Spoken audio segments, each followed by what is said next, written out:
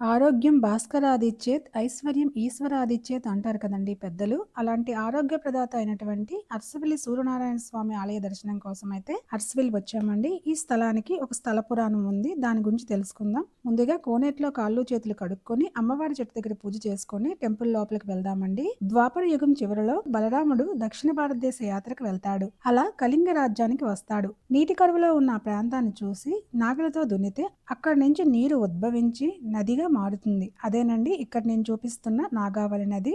ఈ నది పక్కనే బలరాముడు శివలింగాన్ని ప్రతిష్ఠిస్తాడు. శ్రీ ఉమా రుద్రకోటేశ్వర స్వామి ఆలయం. ఇక్కడ నేను చూపిస్తున్న ఆలయం అదేనండి. ఈ లింగాన్ని ప్రతిష్ఠించడానికి దేవతలందరినీ పిలుస్తాడు బలరాముడు. అందరూ వస్తారు కానీ దేవేంద్రుడు రాలేకపోతాడు. ఆ రోజు రాత్రి ఇంద్రుడు స్వామివారి దర్శనానికి వస్తాడు. చీకటి అవ్వడంతో నందీశ్వరుడు స్వామి దర్శనానికి అనుమతించడు. నందీశ్వరుడిని నిర్లక్ష్యం చేసి వెళ్లిన దేవేంద్రుడిని ఛాతిపై నంది బలంగా తన్నుతాడు. ఇంద్రుడు రక్తం ఊడుతూ నేలపై స్పృహ తప్పి పడిపోతాడు. ఇంద్రుడు కలలోకి సూర్యభగవానుడు కనిపించి తన పడిన చోట వజ్రాయుధంతో తవ్వమని నా నిజరూపం బయటపడుతుందని సూర్యుడు చెప్తాడు. ఇంద్రుడు వజ్రాయుధంతో తవ్వగా అందులోంచి వెలిసిందే దివ్యమైన అరుణశిలతో స్వయంభూ సూర్యనారాయణ స్వామి విగ్రహం. ఆ విగ్రహం వెలిసిన క్షణంలోనే ఇంద్రుడి శరీరంలో గాయాలు, ప్రతి నొప్పి మాయమైపోతాయి. అలా దేవేంద్రుడు ఈ ఆలయాన్ని నిర్మించాడని స్థల పురాణం చెబుతుంది. క్రీస్తు శకం 7వ శతాబ్దంలో కళింగరాజు అయిన దేవేంద్రవర్మ నిర్మించాడని చరిత్ర చెబుతుంది. ముస్లింల ఆక్రమణ సమయంలో ఆలయం ధ్వంసమైంది. క్రీస్తు శకం 1778వ సంవత్సరంలో